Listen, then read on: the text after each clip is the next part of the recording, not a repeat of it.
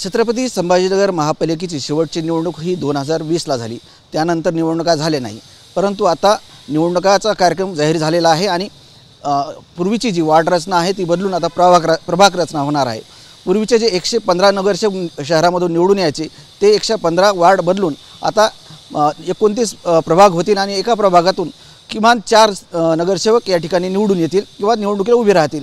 परंतु ज्यावेळेस 2020ची शेवटची निवडणूक झाली त्यावेळेस या महापालिकेत भाजप आणि शिवसेना यांची युती होती आणि साहजिक आहे त्यांचं संख्याबळ जास्त होतं आणि त्यांना अपक्षांचाही पाठिंबा होता। त्याच्यामुळे शिवसेना आणि भाजपचा महापौर झाला।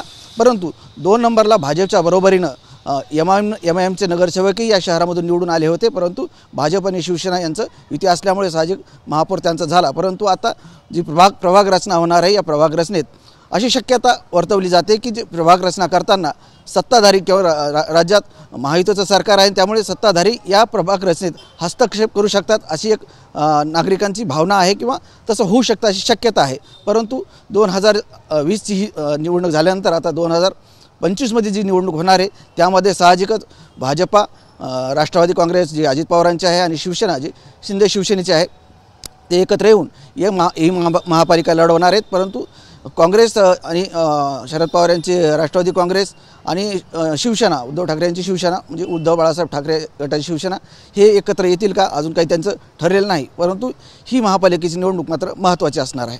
या शहरामधून जवळपास 115 नगरसेवक या महापालिकेत निवडून येतात आणि जेव्हा 2020ची निवडणूक झाली होती त्यावेळेस भाजप आणि शिवसेना यांची युती होती आणि साहजिक आहे त्यांची सत्ता आली आणि महापौरही भाजपा शिवसेना युतीचा झाला।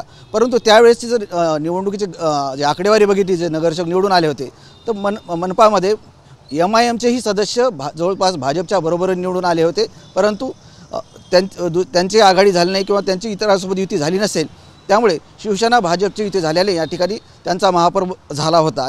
आणि आता जी प्रभाग रचना होणार आहे म्हणजे 115 नगरसेवक भागिले 4 असं धरलं तरी साधारणतः 29 प्रभाग या शहरात होतील आणि एका प्रभागामधून 4 नगरसेवक या ठिकाणी जनतेला निवडून द्यायचे।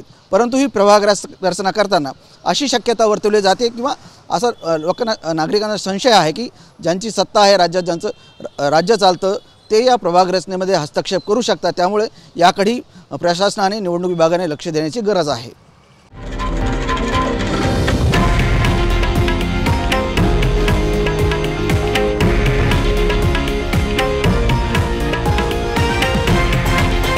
हे आहे देशातील नंबर 1 न्यूज नेटवर्क आणि आपण पाहत आहात TV9 मराठी, एकमेव।